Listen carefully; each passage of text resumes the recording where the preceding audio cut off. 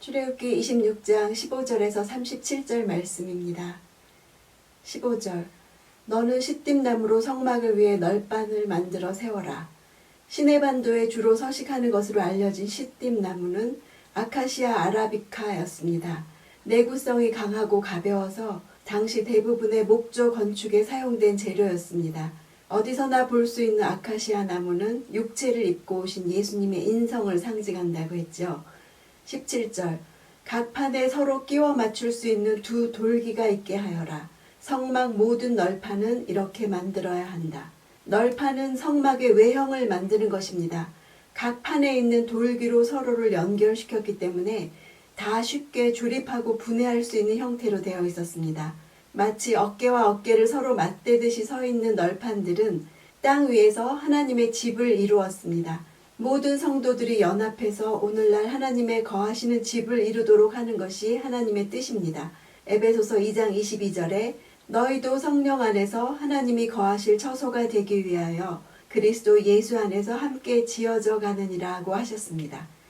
18절 성막 남쪽에는 널판 20개를 만들어 세우고 원어로 남쪽은 오른쪽이라고도 부르는데 고대 근동 사람들은 해가 뜨는 동편을 정면으로 바라본 상태에서 방위의 기준을 잡았습니다. 그래서 서쪽은 뒤쪽이라고 불렀고 북쪽은 왼쪽이라고 불렀습니다. 19절 그 밑에 은 받침대 40개를 만들어 받치되 각각의 판 받침대 2개를 개별 돌기 밑에 하나씩 끼워라. 출애굽기 38장에 의하면 은 받침대 하나당 1달란트 34kg이 들었다고 합니다. 그러니까 은 받침대에 단단하게 끼워진 성막 본체의 널판은 어떤 외풍에도 결코 흔들리거나 넘어지지 않고 굳건하게 서 있을 수 있었을 것입니다. 20절 성막 다른 편 곧 북쪽에는 널판 20개를 만들어 세우고 이쪽 저쪽 다른 편 북쪽 할 때 쪽 편이 히브리어로 첼라라는 단어입니다. 첼라는 널판이라는 말로도 쓰였습니다. 이 단어가 창세기에서는 갈비뼈, 옆구리라는 뜻으로 쓰였습니다. 하나님이 아담에게서 하와를 만들 때 아담에게서 꺼낸 갈빗대가 바로 이 단어 첼라입니다. 사람의 갈비뼈는 모두 24개죠. 널판은 갈비뼈처럼 성막을 떠받치고 있습니다. 총 48개의 널판은 그리스도와 신부된 우리가 한 몸을 이루는 상징을 말하고 있습니다.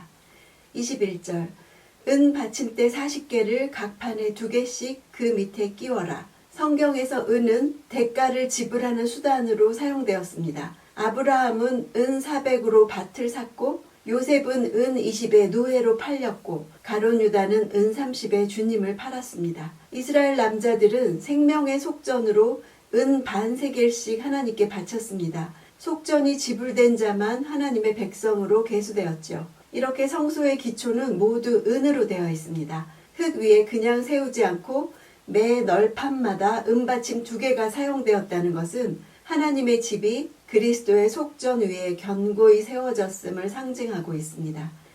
22절 성막 뒤쪽 곧 서쪽에는 널판 6개를 만들고 서쪽은 원어로는 바다를 향하여입니다. 팔레스틴 사람들은 해가 지는 서쪽에 지중해 바다가 있었기 때문에 서쪽과 바다라는 말을 동일하게 사용했습니다. 23절 성막 양쪽 모퉁이에는 널판 2개씩을 만들어라. 이 모퉁이들은 성막 서쪽의 양쪽 모퉁이를 가리키는데 이 부분은 남쪽 벽면과 북쪽 벽면이 만나기 때문에 다른 부분에 비해서 더욱 견고성이 요구되었기 때문에 각각 널판 하나씩을 더 부착시켜서 더 튼튼하게 해야 했습니다. 2개의 모서리 널판은 성막 구조물의 안정성을 더해 주었습니다. 이것은 성막의 시작이요 끝이 되었죠. 건축물의 전체적인 강도는 모퉁이 돌의 견고함에 달려 있듯이 하나님께서는 그 기초를 자기 아들의 죽으심에 놓으시고 그의 부활 위에 건물을 완성하셨습니다. 26절 너는 또 시띠나무로 빗장을 만들어라. 성막의 한쪽 널판에 5개. 이 빗장들은 성막의 몸체를 구성하는 널판과 널판을 서로 밀착시켜서 빈틈이 없게 하고 단단하게 고정시켜서 성막을 튼튼하게 서 있게 하는 구실을 했습니다. 이렇게 널판과 널판을 서로 연결시켜 어떤 바람에도 넘어가지 않게 단단히 고정시켜주는 이 빗장의 역할은 마치 신약에서 성도와 성도를 서로 하나로 결속시켜서 믿음 가운데 든든히 서게 하시는 성령의 사역을 예표해 주는 것 같습니다. 28절 널판 한가운데 중앙 빗장을 이쪽 끝에서 저쪽 끝까지 가로질러라. 중앙 빗장은 성막 한쪽 면에 이쪽에서 저쪽 끝에 닿도록 쳐져야 했고 중간에 끊어진 부분이 없어야 했습니다. 따라서 성막 본체는 각각의 널판으로 만들어졌지만 이같이 중앙 빗장으로 인해서 한 몸체를 이룰 수 있었고 강한 사막 바람 가운데서도 견고하게 서 있을 수 있었습니다. 이것은 성막이 상징하는 바 교회가 여러 사람들로 이루어져 있지만 하나 되게 하시는 그리스도의 매는 줄로 강하게 결속됨으로 인해서 사탄의 공격에도 능히 이길 수 있는 것을 보여줍니다. 29절 널판은 금으로 씌우고 금고리를 만들어 빗장을 끼워 넣어라. 빗장도 금으로 씌워라.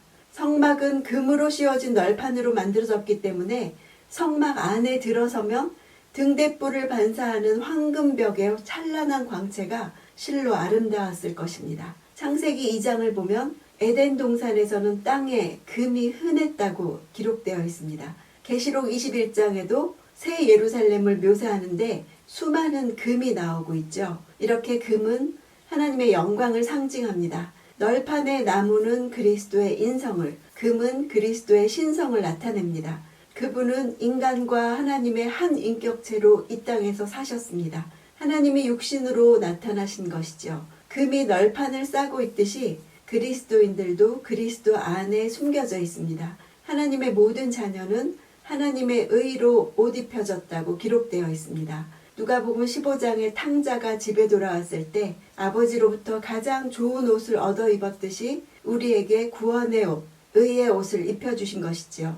31절 청색실, 자주색실, 홍색실, 고운 배실로 휘장을 만들고 그 위에 정교하게 그룹을 수놓아라. 지성소와 성소를 분리하는 지성소의 출입문이 되는 휘장을 말합니다. 지성소의 휘장은 다른 두 휘장과 달리 장인의 정교한 작품이라는 의미가 있습니다. 휘장으로 가리워진 것은 하나님께로 가는 길이 아직 드러나지 않았음을 뜻하지요.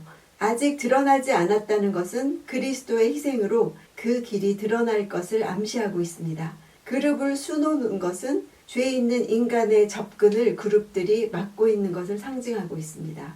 하나님은 피조물들이 어떻게 될 것인지 이미 알고 계셨습니다. 영원 전부터 인간을 구속하고자 하는 계획을 가지고 계셨죠. 출애굽기에 지시하신 휘장이 예수님의 십자가 죽음으로 인해 찢어졌다는 것은 하나님의 구속 계획이 얼마나 완전하고 세심한지 우리의 생각을 뛰어넘는 것을 말해줍니다. 나의 구원은 그렇게 계획되었고 그렇게 완성될 것입니다. 나의 인생도 하나님은 계획하셨고 지금도 이루어가고 계십니다. 나 자신조차도 나를 포기하고 싶은 때가 있지만 하나님은 치르신 대가가 너무도 커서 결코 나를 포기할 수 없으십니다. 하나님이 계획하신 대로 이루시고야 말 것입니다. 내 꿈 말고 하나님의 꿈, 내 계획 말고 하나님의 계획에 소망을 가집시다. 수치 하나하나, 색깔 하나하나, 재료 하나하나의 의미를 부여하신 구속의 은혜가 오늘도